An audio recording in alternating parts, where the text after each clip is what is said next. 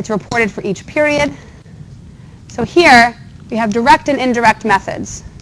Where is it? Why is it not coming up? Okay. So the direct method, this is what it looks like. Cash flows from operating. Cash received from customers, cash paid for administrative expenses would be the direct method. Indirect method, start with net income and adjust net income for non-cash effects. Okay? So basically here, you have a net income number that's on the accrual basis, and you're adjusting it to cash basis. That's what you're doing. Taking out everything that doesn't affect cash. What do you think, just looking at these two, what do you think benefit is to one over the other? Yes?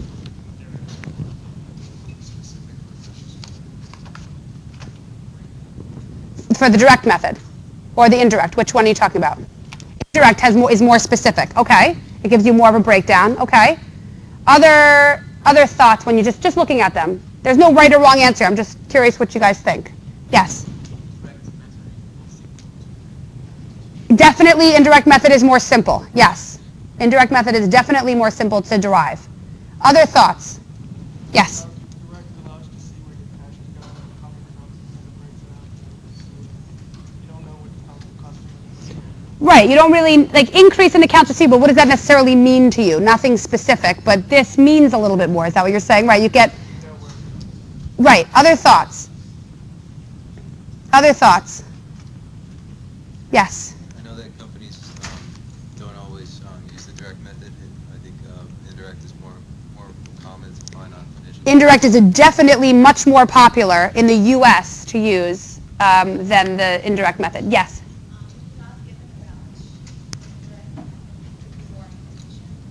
Right. However, you always should be getting a balance sheet in conjunction with your statement of cash flows. You should always have all of these things to look at together.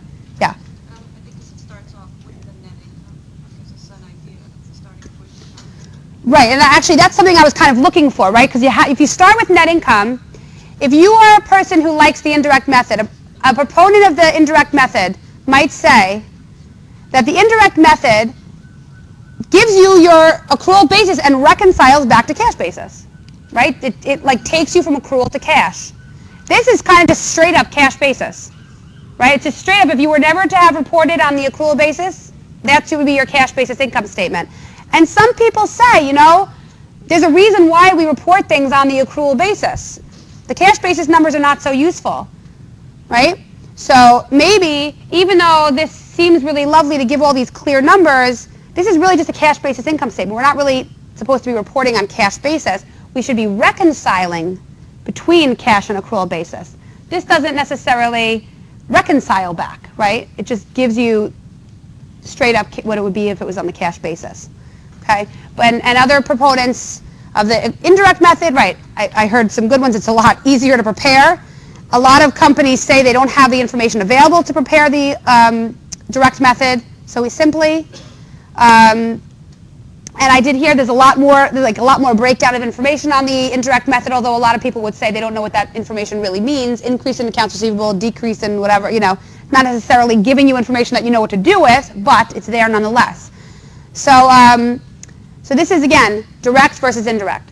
So what I'd like to do now is move forward. What did I do with my stuff here? Okay. I'm going to skip the IFRS versus GAAP for now. And I want to get into an example so we can just start to make some sense of this and start to get into preparation. So I handed out this handout because I figured most of you wouldn't be able to see this that well, which is just giving us information that we would need to prepare a statement of cash flows.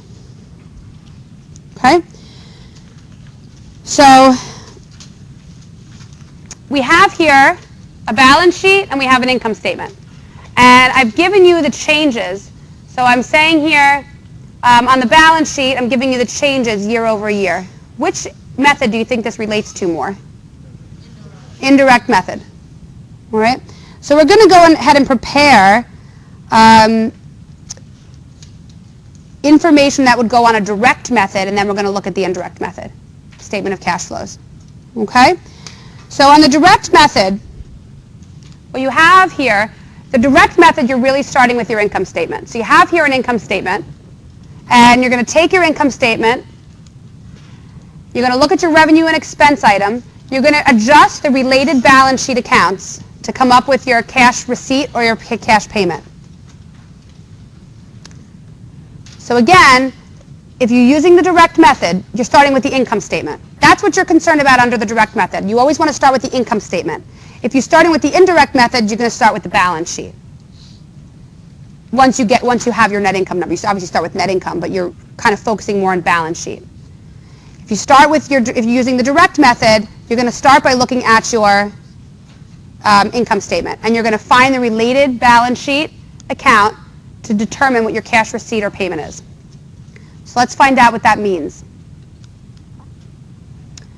So in this example, what is sales in the beginning? What is sales, as of the end of the year? $590,000. So here, sales is related to which two accounts? Well, really it's related to accounts receivable.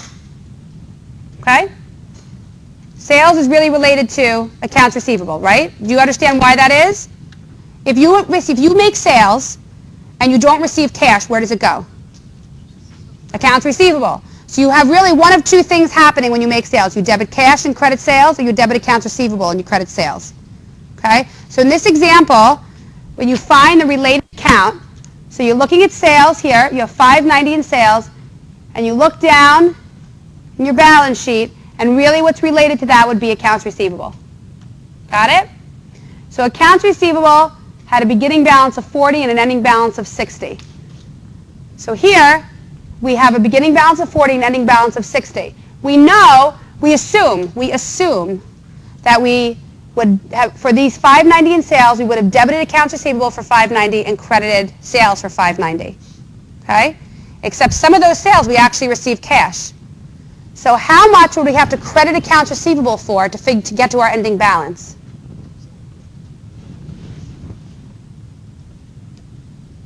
$570,000 to end up with a $20,000 increase. Would have had to have been credited to AR and debited to cash.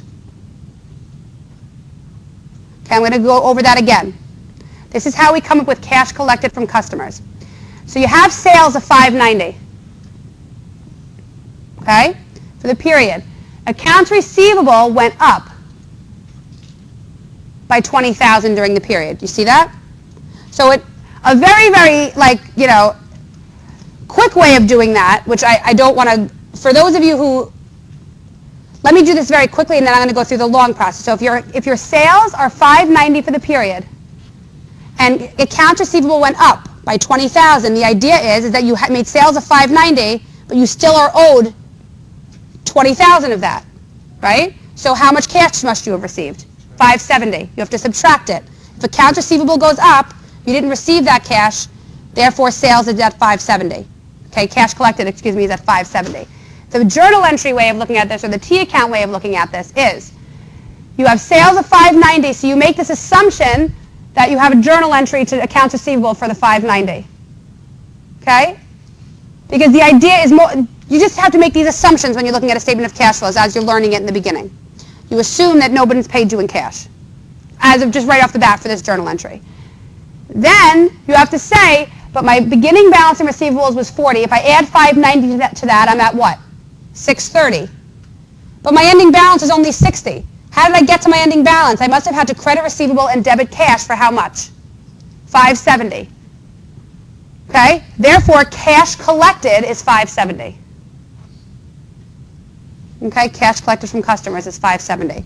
So in order to figure out cash collected from customers, the process is you have to look at the sales and you have to find the related balance sheet accounts. And then you have to make an adjustment for whatever the related balance sheet account is telling you. So in this case, accounts receivable went up, therefore cash collected is not that entire amount, it's less. If accounts receivable had gone down, what would you have assumed? You have to add it, right? If beginning accounts receivable was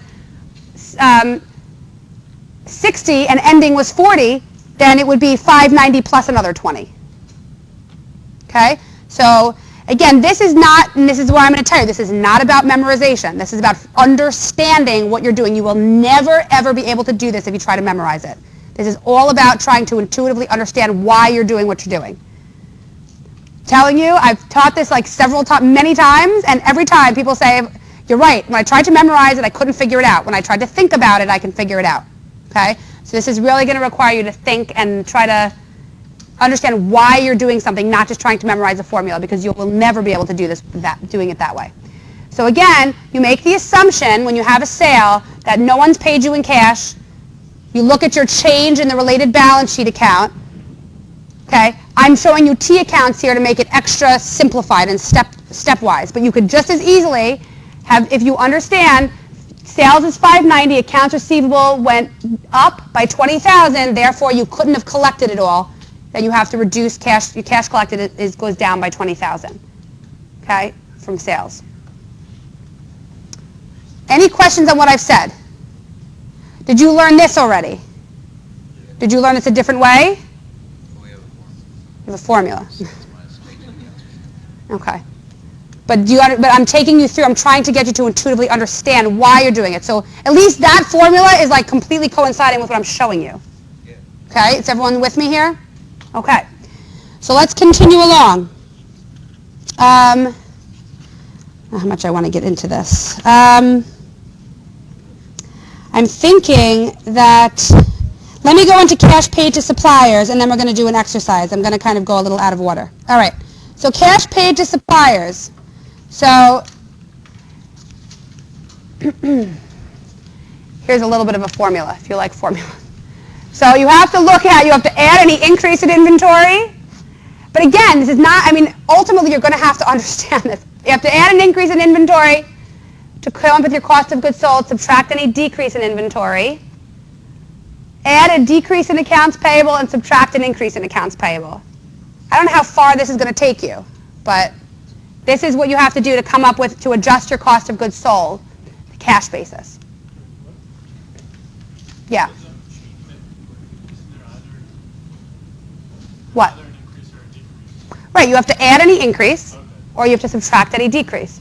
You have to add any decrease in payables, and subtract any increase. So if you have cost of goods sold, okay, and accounts payable went up, you have to add that to your total cost of goods sold to come up with cash paid. No, you have to do one. You may have to do one or the other of these things. Okay. All right. I want to go slowly through this. I need to figure out how to. I feel like I've lost everyone. How many of you are totally lost, or not totally lost? What? Where? Like, I'm not sure where. I just feel like yeah.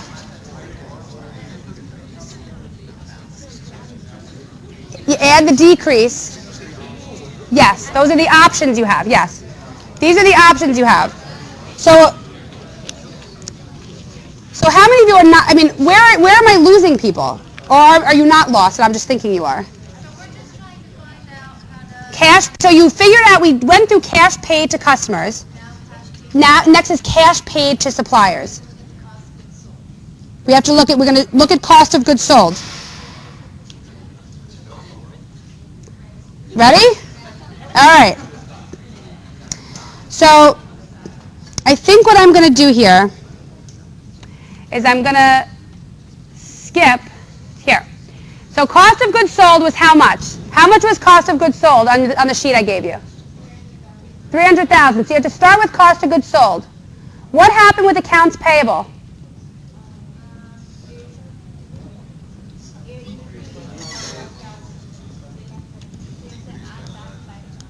Right. So you have to, right? You have your cost of goods sold. What did I say to do with an increase in it, with a decrease in accounts payable? Add it. Okay, accounts payable went down. You have to add it. So here, you have cost of goods sold. You have accounts payable that went down, and I said also look at the related inventory account. What happened to inventory? It went up, and an increase in inventory has to be added. So if you have inventory that went up by 14,000, your total cash paid is how much? 319 paid to suppliers. So if I scroll to the end, your cash paid is $319. So what happened here? Now let's try, so looking at the formula, we can get to $319. Let's figure out what happened. Cost of goods sold for the period is what you theoretically, right, is the inventory that you sold. Okay? So you always start with that number. Okay? If inventory went up, that means in addition to what you sold, you also bought more inventory. Right? If net, even with some of that inventory going into cost of goods sold, inventory still went up, that means that you must have bought even more inventory than you sold. That makes sense? So that has to be added to what you paid suppliers. Right? Okay, that has to be added to the amount paid for the period. Okay? And if accounts payable went down, what does that mean? I even paid more. Maybe I had some inventory that I bought last period that I didn't pay until this period.